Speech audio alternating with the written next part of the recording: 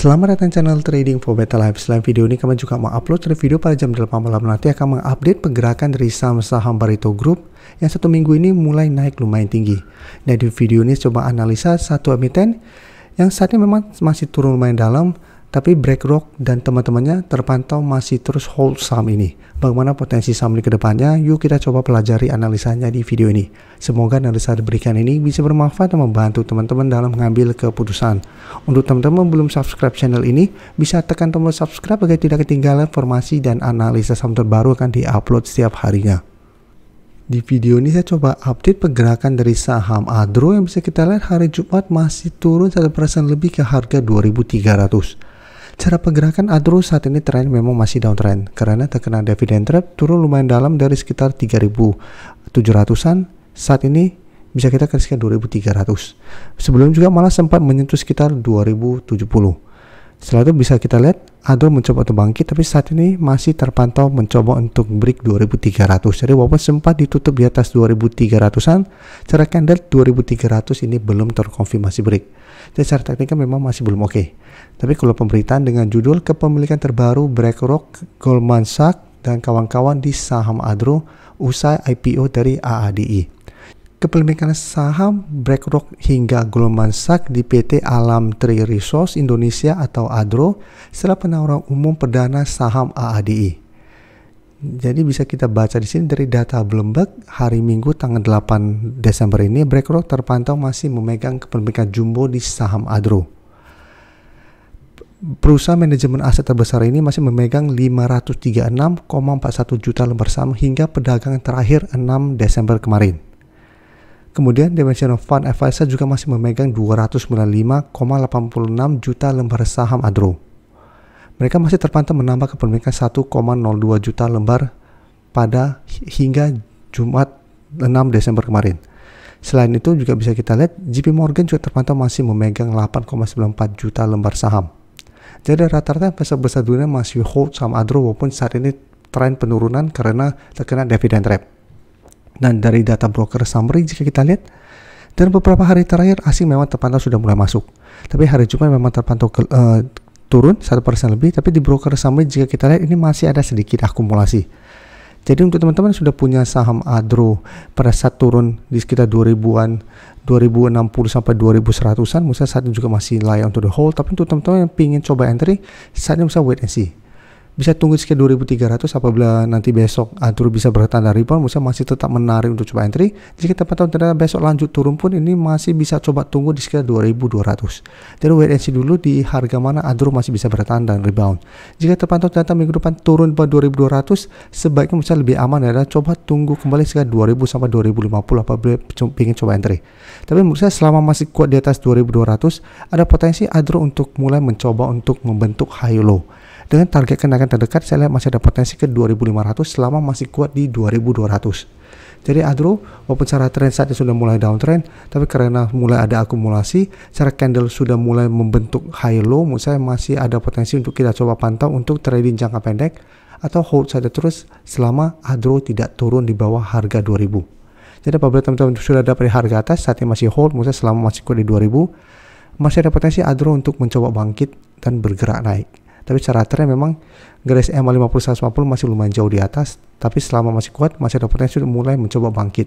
Jadi untuk yang sudah dapat di harga atas bisa pertimbangkan untuk cicil di harga bawah selama masih kuat di atas 2.000. Selanjutnya saya akan coba analisa saham Main. Saham Main bisa kita lihat secara teknikal saat ini mulai bergerak uptrend lagi setelah sebelumnya memang sempat turun ke garis EMA 50, sempat sideways selama beberapa minggu, tertahan di garis EMA 150 bisa rebound, mencoba naik di atas garis EMA 50, main gagal, sempat kembali ke sekitar harga 740 dekat dengan garis EMA 150 di 735, tapi bisa kita lihat satu masih bisa sideways dan rebound kembali. Jadi satu minggu ini main naik lumayan tinggi, berhasil break garis EMA 50, saat ini mencoba untuk break 850. Jadi hari Jumat memang masih naik 0,59%, tapi candle hari Jumat memang tidak begitu oke. Ada doji dengan shadow ke atas dan ke bawah lumayan panjang. Tapi jika kita lihat broker summary untuk saham Main, asing terpantau satu minggu ini masih masuk. dan broker summary pun ini terpantau masih ada akumulasi walaupun akumulasinya tidak besar.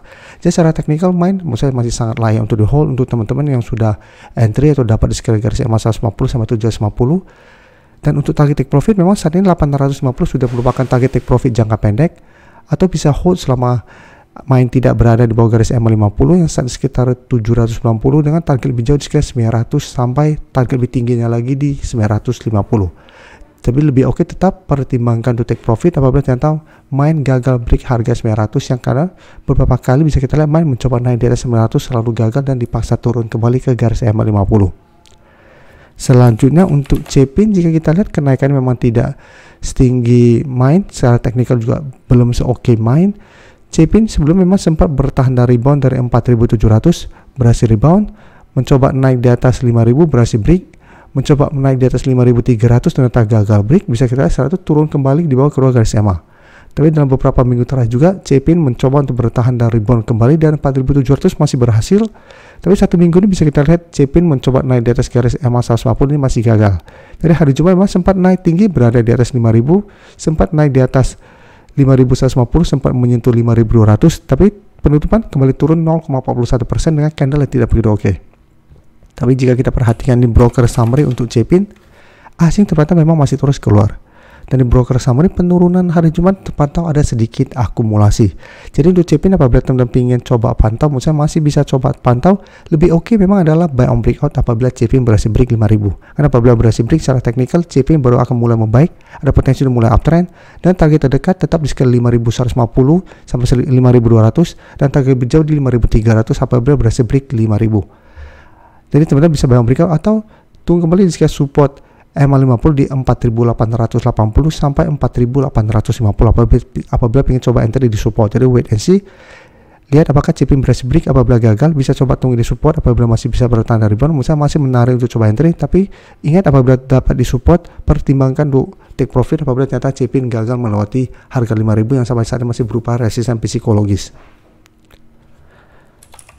Oke, selanjutnya untuk Medco bisa kita lihat secara teknikal saya juga memang masih belum oke, masih bergerak downtrend, tapi dalam satu minggu ini mencoba untuk mulai bangkit, mencoba untuk terbentuk high low untuk saat ini. Tapi ingat ini masih belum kita konfirmasi karena saat ini Medco masih mencoba untuk break resisten sekitar 1150. Dan menurut saya Medco akan menarik apabila memang minggu depan berhasil break 1150. Jadi walaupun belum bisa kita konfirmasi uptrend, minimal ada potensi untuk mulai terbentuk high low. Jadi sebelumnya memang Medco juga sempat bangkit setelah menyentuh sekitar 1060, mencoba bangkit tapi mencoba break 1150 gagal dan masih melanjut ke low. Minggu ini kembali mencoba bangkit. Jadi apabila berhasil break, ada potensi untuk terbentuk high low dengan target terdekat di sekitar 1200 sampai garis EMA 50 sampai target lebih jauh di sekitar garis EMA 150 yang saat sekitar 1260. Dan untuk Medco jika kita perhatikan di sini, asing juga satu minggu terakhir masih masuk, dan di broker summary ini juga terpantau masih ada akumulasi dengan jumlah lumayan besar. Jadi untuk Medco apabila teman-teman ingin coba pantau, misalnya masih bisa coba pantau untuk buy on breakout untuk lebih amannya, atau apabila mau coba spekulatif buy, coba tunggu kembali misalnya di sekitar 1080 sampai sekitar 1050 apabila mau coba spekulatif buy sama Medco.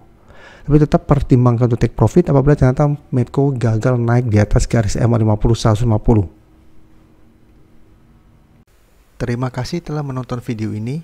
Like dan share video ini bila bermanfaat bagi teman-teman, dan support channel ini dengan cara tekan tombol subscribe agar channel ini bisa makin berkembang dan bisa membantu lebih banyak orang lagi. Terima kasih.